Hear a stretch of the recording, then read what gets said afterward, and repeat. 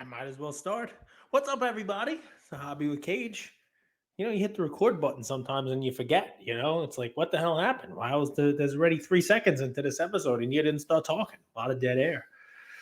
Hobby with Cage, episode 171. How to know when it is time to sell. And if you have the answer to that, please message me. This episode is brought to you by Bleecker Trading and Arena Club. Well, guys, a couple things to talk about.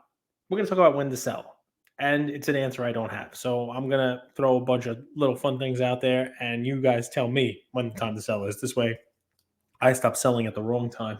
No, we're gonna actually have a little bit of a fun conversation about it. But right off the bat, a couple things. Number one, Tops Now lotteries. I've talked about this. I did a whole episode on it. I have not been able to win them, right? And not even close to winning. I haven't gotten like it used to be you scratch off ticket and every once in a while you got a free ticket, like there was a take five, you scratch it off and like you didn't get $2 back, but you got a free take five. Like the lottery kept you playing in the lottery and you just did, okay, here you go. You do a live, you do a, like you have another chance of another free roll or something, and I haven't even gotten that, I can't really complain because the two attempts that I made of buying Tops Now in the last 2 months in attempts of getting a one-of-one autograph or a parallel or, one of the packs that has a parallel in it that you have the chance to open and the whole deal were the two record setters, the 2.5 millions. I bought 100 of the triple Olympic one, hoping that maybe I would I'd hit some parallel or, get one of the packs. I mean, when you bought it, you didn't know they were doing the packs and how much those packs would sell for. I would have liked to have gotten one of those packs because I would have loved to have had the internal angst and stress about what to do with that pack as we now approach, months of it not turning up, and each pack that's on eBay could potentially be the pack that has this, card in it. They're selling for thousands of dollars. But anyway, I didn't get anything. No cracked dice, no nothing. No numbered parallel, definitely no auto. It is what it is. And then I tried again with the Ohtani 50-50 because that would be cool to get the Ohtani one-of-one auto. And I tried again, and a very small envelope came in the mail, and it was just one pack with 20 base cards in it. Somebody got me good though, because with the Olympic one, they changed the color on the Tops Now logo. And I think it was red ones were like a short printed version, or the white ones, there was like red, white, and blue. So of course I showed a picture of my 20 base cards, fail. It is what it is. You're really just buying like a scratch off of buying like a box and trying to get something out of it, right? But somebody messaged me back and was like, no, look, you got a short print. One of his batting gloves are red. And I'm like, whoa, wait. I went back and I looked through my 20 and no batting gloves are out. I'm like, you got me good with that one. Thank you. No short print red batting gloves. Anyway, I've struck out now twice, but what's funny about it is I post almost tongue in cheek, like how Tops Now hates me. But guys, I mean, there were 500,000 of these made. Okay, so I bought 20. That's still, a minuscule, microscopic chance of hitting anything. You know what I mean? It really is lottery tickets. And when was the last time anybody listening to this won the lottery? I never won it. I mean, I try to win it. It would be great. If I won it, there would be signs. You would know. I'd have much more show and tells. I'd have much more fancy cards to show you guys. I would own every Mickey Mantle card ever made. Anyway, lots of fun stuff to talk about. I wanted to talk about that because it's a good lead into what I'm thinking about in the space now. When I'm thinking about the money in the space, where my brain is as far as like, the heritage auctions and those high prices and, exquisite and, just other items that are out there and sort of like the high end part of the market and whether or not it's real and the whole deal. I will tell you that from my channel checks, you like that, a little channel checking, the heritage stuff was paid for. Those exquisite cards are paid for. There are people who are spending a lot of money and they bought those cards. So I think, if anybody was wondering if those exquisite cards were paid for, they were paid for. And what it shows me is that it doesn't take a lot to move the high end of this space. It doesn't take many people, doesn't take many rich people, doesn't take much money. And it's one of those things that a lot of people used to talk about. They used to do it the wrong way, right? It was oh, the Luca PSA 10. Yeah, there's 10,000 of those, but that's not even as many people as are in the Dallas stadium, right? To watch Luca play. If every one of those people, at a game want one of those cards, boom, it makes the price go up. Okay, that's a difficult ship to move. That's a tanker stuck in the canal, right? That's. But on the high end, where these things are limited, and you have your Jordan numbers pieces, and your high graded PSA slabbed cards that are numbered out of 15 or 23 or you name it, and they don't pop up for sale that often. You see these wild swings, you see these crazy increases in prices. And there are people out there who are buying things and spending money high end. And it's funny because you you can see it, right? I mean, there is. It's sort of like what they call it, like a tinderbox, right, or a powder keg. It doesn't take much to cause that explosion. It doesn't take much. It's just sort of a match in the powder, right? And boom, you have that explosion. And really, what you have to have here is it's something that's rare enough and cool enough that someone with a stupid amount of money thinks it's something that they can brag about owning. It really is just that simple. I think that is the equation that I just set out there is why someone would pay over $4 million for the Ohtani baseball that ended last night. Is it the most significant baseball in the history of baseball? Baseball's been played since the 1800s. I mean, I think there's a baseball card from like the 1860s, right? And even if you don't go that far back and you go back 160 years of baseball, organized baseball being played, think about the moments in baseball. Think about, just World Series moments, game clinching moments, moments of iconic players. Babe Ruth cold shot jersey, sure, sold for a lot of money, What about that ball? Or is the ball used in a regular season game for Ohtani to be a 50-50 player in a season where they changed the rules to make it easier to steal bases? They enlarged the base. They made it harder to throw people out. And I think 32 of his steals didn't even have a throw to second base.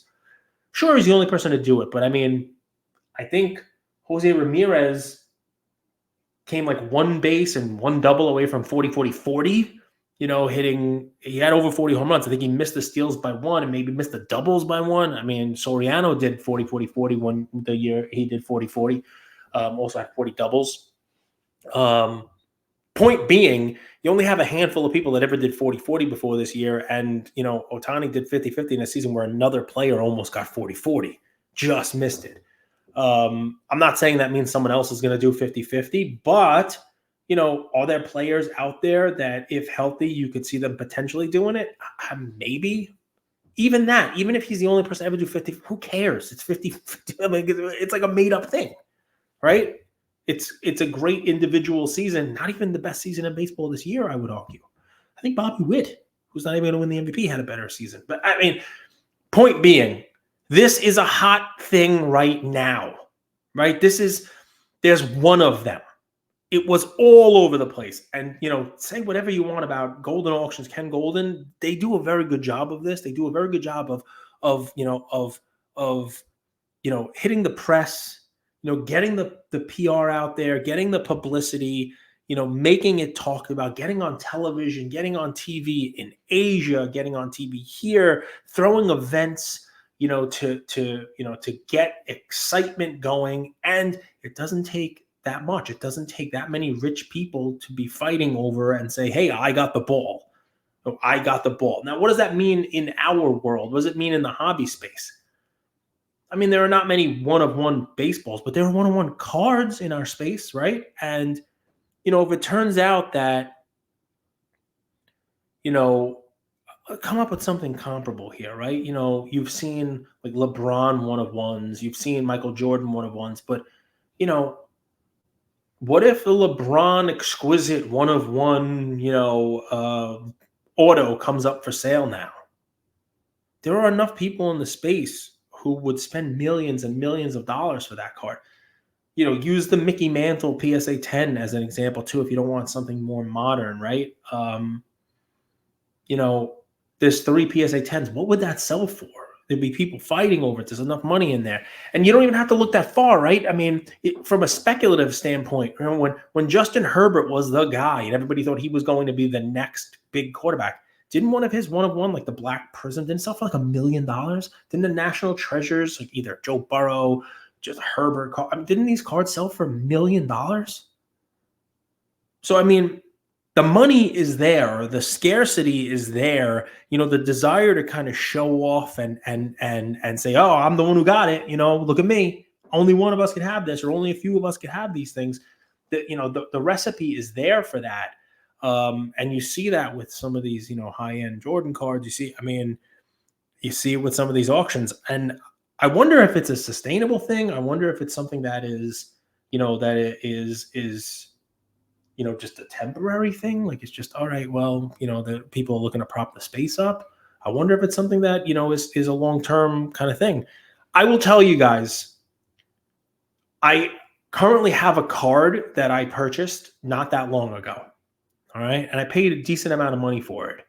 I would say it's probably, if it were public, probably the most paid for the card publicly, but it wasn't a public sale. And yet I've owned the card for less than 2 months, and I've already been approached about selling the card for a significant amount more than I paid for it.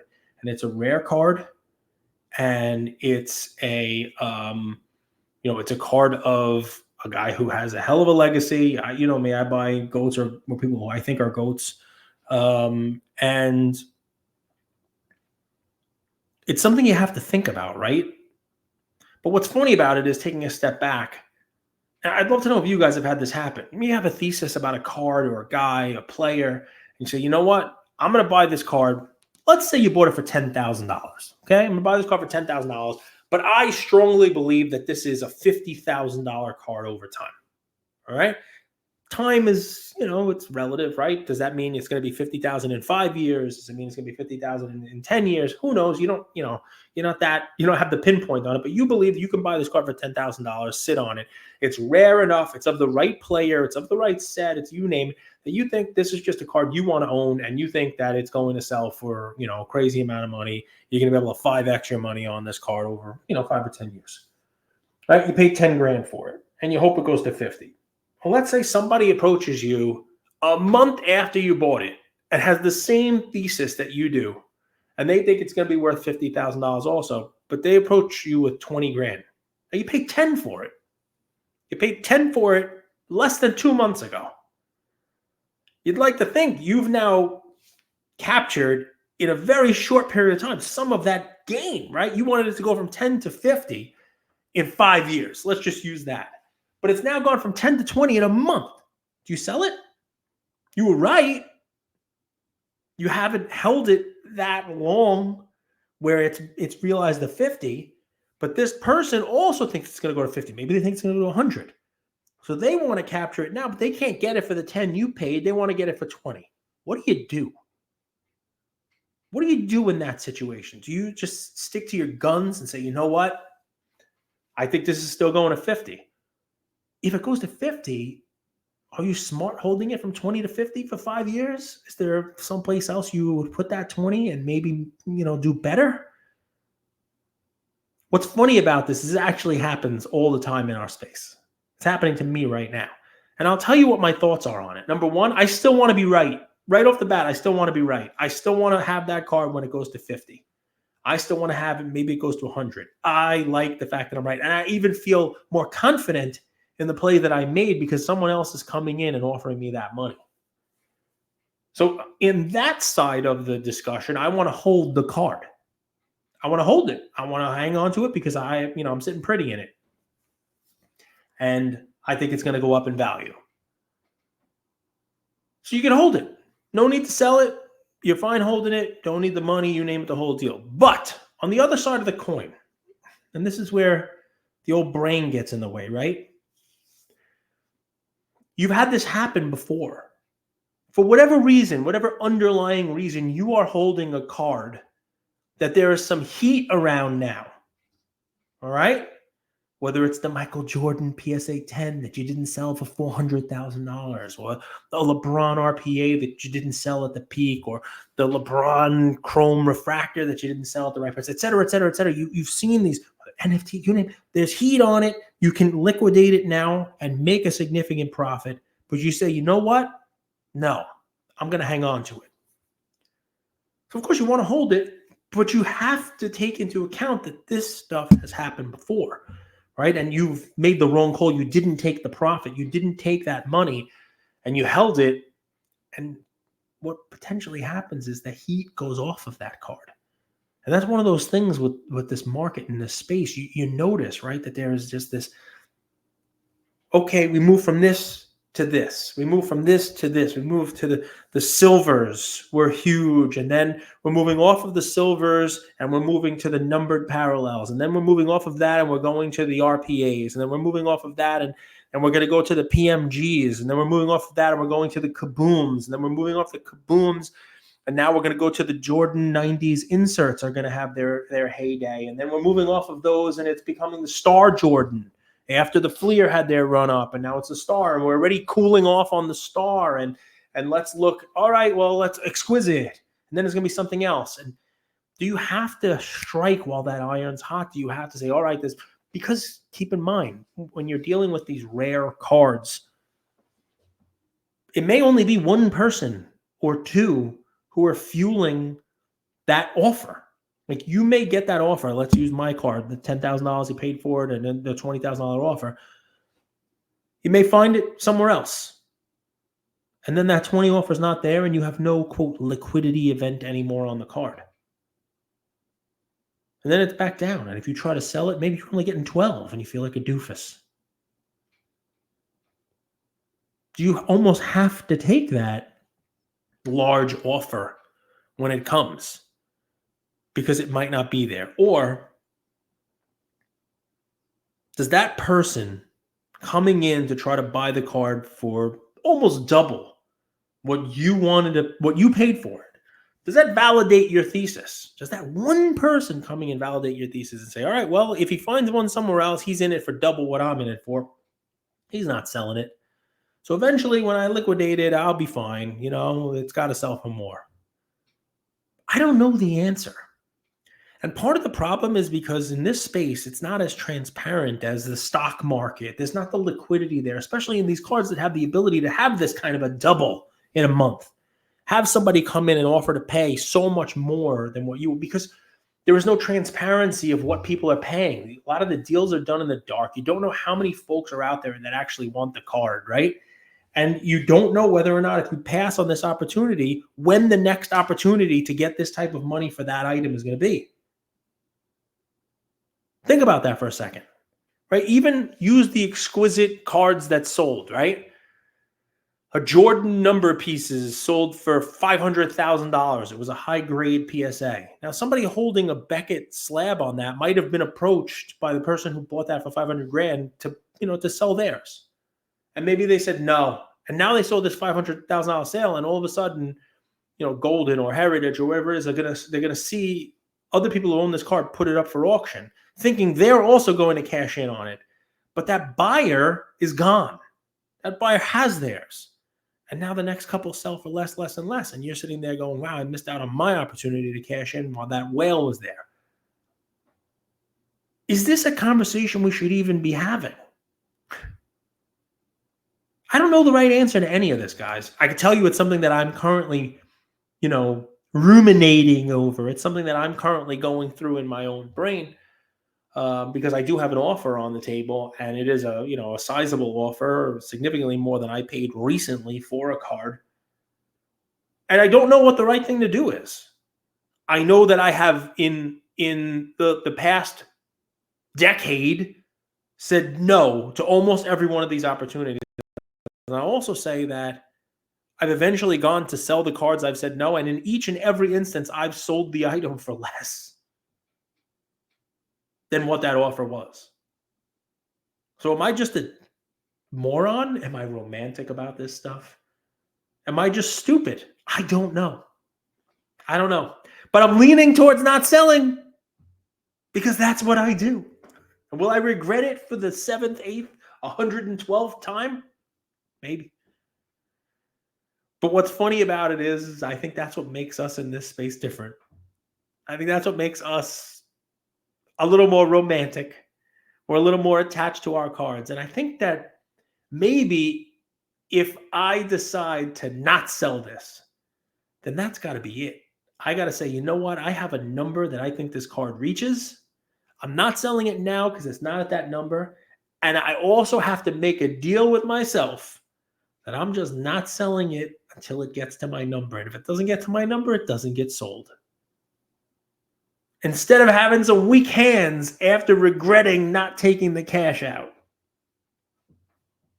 I don't know. I can't be the only one who struggles with this stuff. It's an interesting market. It's a fun market. It's what I'm dealing with now. And I figured you'd get a kick out of it too. And I'd love to hear, stories from you guys. Send me a DM. Tell me you had the same situation. You had an offer on something, you didn't sell it, and then 6 months later you went to go sell it and you got significantly less because that guy wasn't there. Or maybe a success story. Maybe you held it and you stuck to your guns and you didn't sell. And the same person came back to you with an even higher offer 6 months down the road. Or someone else came out of the woodwork and they wanted it because, you were right about the card that you had. Keep in mind, the other cards that I have had in the past is significantly more pop than what this one is. I think that might be a difference maker. I do. But I guess we'll see. One more thing. I'm starting to sell cards on eBay again. I previously had used a consignor, and they're really backed up. And, they're holding some money, and they're not listing cards, as fast as they were. And, anybody who has reached out to me in the last year or two about where to sell, I've sent them to this one consignor. And if people reach out to me today, I would probably be a little more hesitant about, selling through that same consignor just because my stuff has not been handled as well as it's someone I've used for years. And they usually do a very good job, but, they've been a little slow the last month or so, non-responsive and that kind of stuff. So I'm just selling stuff on eBay myself and having fun with it. Haven't gone on eBay in a while. And it's another fun little thing on the hobby, right? It's like it's stuff that I don't really want. It's stuff that I open packs. It's stuff that I have doubles, triples, quadruples of, and you throw it up there, you do some auctions, do some buy now, and you wake up in the morning, you open your phone, you're like, hey, I got an offer. Woo, let's go. Let's send a counter. Let's make some sales. I got to the post office today. That's old hobby to me. That's fun hobby to me. Like make some sales, generate some cash, and then use that money to buy more stuff. It's kind of the churn of the hobby. I don't think it makes me a flipper, but if it does, so be it. I'm like a dolphin then. Flipper. Anyway, that's just my take on the morning. Curious to see what you guys have to say about the Topps Now lottery stuff. Very curious about this topic about how to know when it is time to sell because I just don't know what the answer is. And just to hit that issue home and take it home here is, I guess you could just sell now because no one ever goes broke taking a profit. To me, the answer becomes this. I'd almost rather sell for less when I really need the money if I have to sell it in 6 months or a year or whatever it is because I have to and regret not maximizing the cash than sell it now and then 5 or 10 years from now see it sell for my price or more than my price and know that I was the one who sold it too early. I'd almost rather miss the money now than be sitting watching the card that I own sell for significantly more down the road. And I think that's a tragic flaw of us in the hobby because I'm sure there are people out there shaking their head agreeing with me right now. And there's an episode, guys, 171 of these solo episodes. I'm having some fun with it. I hope you guys are still enjoying it. If you're not, let me know. And, then I can curse at you through DMs and tell you to stop listening. Tell me what you'd rather hear. And I'll see if I can work it into the show. Episode brought to you by Bleecker Trading. They got a PSA drop-off event on November 2nd coming up in their Upper West Side location, and by Arena Club. Check out their slab packs and use code CAGE if you've never bought one. I think you get 10% off if you use that. Thanks for tuning in, guys. I'll talk to you soon. Take care.